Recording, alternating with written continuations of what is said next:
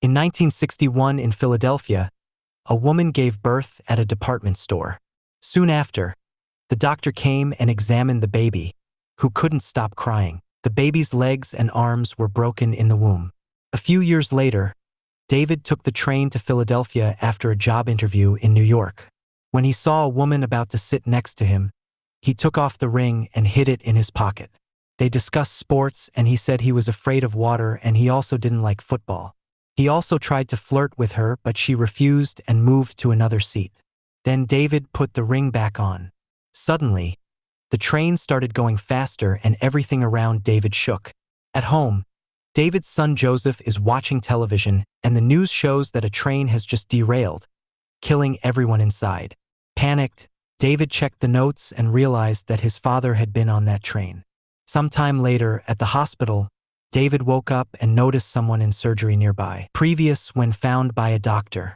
About his history, David explained that he had never suffered from any allergies or underlying medical conditions and was surprised to learn that he was the only survivor of the accident. In fact, the doctor was surprised that David was in no pain and uninjured, not even a scratch. When David leaves the room, he finds his family waiting for him. Joseph tries to force David and his mother Audrey to hold hands, but they quickly abandon him. Later at home, David tells Audrey that he doesn't think he'll get the job, but he's moving soon anyway. It turned out that they were separated and slept in different rooms. The next day, David attended a memorial service for the 177 people killed in the crash. After finishing work, David returned to his car and found an envelope with a card bearing the limited edition logo. When he opened it, he didn't see his name, only a piece of paper asking how many days he had been sick in his life. Then David started working, relating to ensuring security for a football team. With the card still in his mind, he asked the secretary to check how many days he had been sick. Then he looked at the team practicing with nostalgia in his eyes. Finally, his boss told David that he had never taken a sick day since taking the job 5 years ago, and so he got a raise. That night, David asked Audrey if she remembered him being sick, because she didn't. Audrey thinks and admits that she can't think of a day when she's seen David sick since meeting him in college. The flashback takes us back to 1974, where the baby from before is now a teenager. It turns out he has osteogenesis imperfecta, which means all his bones are very fragile and he often ends up breaking them. The boy was afraid of going out and getting hurt again. Not to mention the other kids at school called him Mr. Glass. To help him escape his isolation, his mother told him that she had left him a gift outside. The boy gathered his strength and received an accidental gift of a comic book. His mother explained that he would get another one every day he left home. Today, the boy has grown up. His name is Elijah and he owns an art gallery dedicated to comic book art. He was very protective of comics as an art form and canceled the sale when he learned the customer wanted to give a valuable drawing to his 4-year-old child. In the afternoon, David and Joseph went to Elijah to ask about the map. Elijah explains that he is concerned about David's health and is happy to learn that he has never been sick, but Elijah has suffered an injury. In college, he was in a car accident that left him injured his leg and forced him to retire. Elijah then explains that he studied comic books all his life and he thinks superheroes are based on ancient history. Due to his condition, he always wondered if there was someone else who was the complete opposite. That is, someone who could not be broken.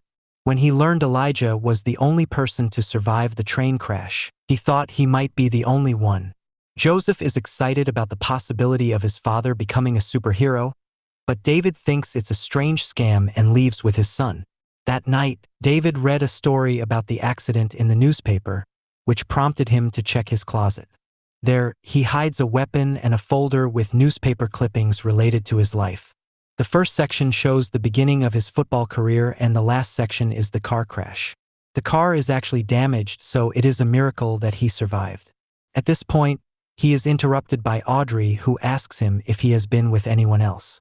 After David replies that he has not, Audrey admits that she was shaken by the train crash and announces that she wants to continue their relationship again because his survival is a sign of a second chance. Sometime later, Elijah visited David while he was at work, telling him that it was no coincidence that he chose a job as a security guard because his instinct was to protect people. As they passed the line, David stopped to look at one guy in particular and thought he would leave before being searched. As he predicted, the man would soon leave. Elijah wondered how David knew this guy was carrying a gun. So David explained that he somehow had an image of him in his head. In fact, he has a natural instinct to know when someone has done something wrong. Elijah calls it his superpower, but David doesn't like where the conversation is going and asks him to leave. Before doing so, Elijah asks if anyone else was involved in the car accident, and David confirms that Audrey was there as well. Elijah then walked to his car and saw the man believed to be armed drive by. He started following him and even asked him to wait, but the man ignored him. Elijah tried to go as fast as he could given his condition, but he was always too slow. When the man got off the subway station, Elijah pushed him too far and fell, breaking many bones. As his cane broke and he faced unbearable pain, he saw the man's shirt move and reveal the weapon hidden underneath as David had predicted. After the match ended, David returned home and found Joseph playing football. He scolds him for this, reminding him that Audrey hates the sport because of the injuries it causes. Then David decided to do a little experiment and started lifting weights. At first it was only 250, the largest number he had ever lifted. Joseph continued adding more and more with each try until he had used up all the weight he had. Wanting more, they added a few more cans of paint and David ended up lifting 350 with barely a sweat. At the hospital, Elijah learned that he had many broken bones, but the worst was 14 in his leg, and he would need physical therapy. He then goes to physical therapy with Audrey and takes the opportunity to ask her about her marriage while pretending to just want to get to know his doctor better. He knew that David's car accident that forced him to quit soccer was what brought them together, because she couldn't stand the sport and the damage it caused. While asking more questions, Elijah accidentally says David's name and Audrey becomes suspicious. Elijah shares his theory, but Audrey doesn't know what to think. During another match, David decided to stand in the crowd, and every time someone bumped into him, he had a vision. At first it was just a child screaming, but then he saw a man picking something out of a trash can in a suspicious manner. Suspicious, David took the guy out of line to search, but he found nothing in the bag. David decided that he was stupid to think he had any power. At this point, David was called to school because Joseph was injured. The professor explained that Joseph had been in a fight and wondered if David remembered her when he was there. She recounted the story of little David who fell into the lake and lay at the bottom for 5 minutes. When they took him out, he was dead until paramedics resuscitated him. They eventually changed the rules of conduct around the swimming pool thanks to him and the kids sharing the story as an urban legend.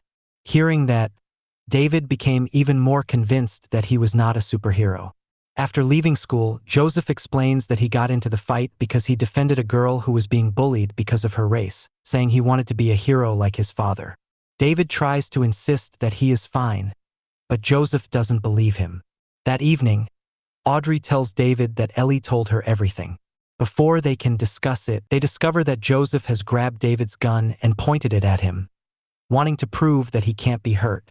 The child hesitates for a few seconds and David manages to convince him to let him go. The next day, David visits Elijah, who immediately confirms that the man at the stadium had a gun. Elijah also assumes that David wasn't hurt in the car accident, making up the story about quitting football so that Audrey would date him. David didn't want Elijah to bother him or his family anymore, and told him about how he had pneumonia as a child from nearly drowning, which was enough evidence to dismiss this topic. Later, Elijah is at the comic book store unresponsive. The salesman had to close the store, so he started pulling Elijah in the wheelchair, but Elijah kept moving the wheel, making it messy. After a few tries, Elijah finally spoke up when he found the comic he wanted. Meanwhile, David and Audrey leave Joseph with a babysitter to go out together. They go drinking together and try to reconnect, forcing David to admit that he has been keeping his distance from his family because something is wrong. When they return, the babysitter tells them that she received a phone call from New York saying David got the job. However, her family assured her that she was not going anywhere. There is also a message on Elijah's device, explaining that every hero has a weakness and that David's kryptonite is water. Desperate for answers, David sneaks out in the middle of the night to find the stricken ship. He looked at the destroyed car and knew that no normal person could have survived. This brings back memories of the car accident, and it is revealed that he escaped well, but Audrey was trapped inside the burning car. David used his super strength to rip off the car door to save lives. Audrey. Soon, someone came to help him, and David realized that it was strange that he was not injured. Overwhelmed by this memory, David called Elijah and admitted that he had never been injured in his life. Wondering what he should do, Elijah told him to go where the people were. Moments later, David entered a crowded area and opened his arms as he deliberately began investigating people's crimes.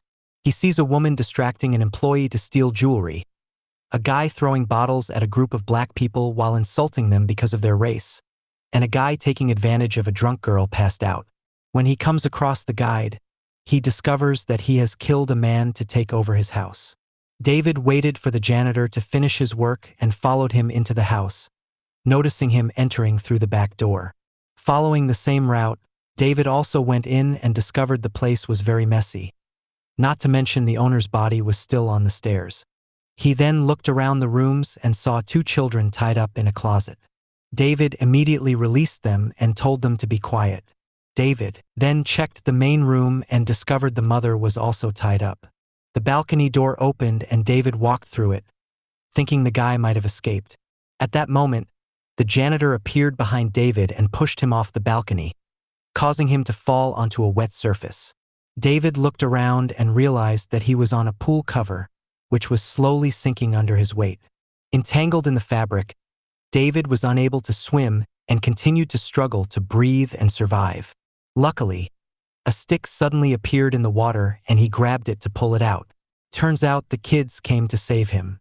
David then returned to the main room and grabbed the janitor from behind to strangle him. The man fought back and pushed David against the wall, causing damage to the surface. David got even stronger and finally killed the guy. He then frees the mother, but unfortunately she is dead. That night, David takes Audrey out of the room so they can sleep in the same bed again. The feeling that something is wrong finally disappears. The next morning, Joseph notices his parents acting very affectionately towards each other. While Audrey is distracted, David shows Joseph the newspaper with the news about the dead janitor, which has an illustration of a mysterious vigilante. David confirms that it is indeed him and asks Joseph to keep it a secret. Sometime later, David goes to Elijah's art exhibit and meets his mother, who tells him about 2 types of villains: those who fight with their fists and those who fight with their minds. The woman heard about David because Elijah considered him a friend. David then follows Ellie to his office and Ellie congratulates him on his first night as a vigilante. He offers to shake his hand, and as they do, David makes a shocking discovery. Elijah has been deliberately causing accidents for years to find a superhero, including the train David is on. Shocked, David looks around and notices Elijah's plans and research. Elijah explains that now that David knows who he is, he finally knows his own identity. The villain to David's hero. As in the stories, they are complete opposites but are also sometimes friends. Perhaps Mr. Glass was always the code name for the villain Elijah. David immediately called the police and Elijah was taken to an institution for the criminally insane. Don't forget to subscribe to our channel.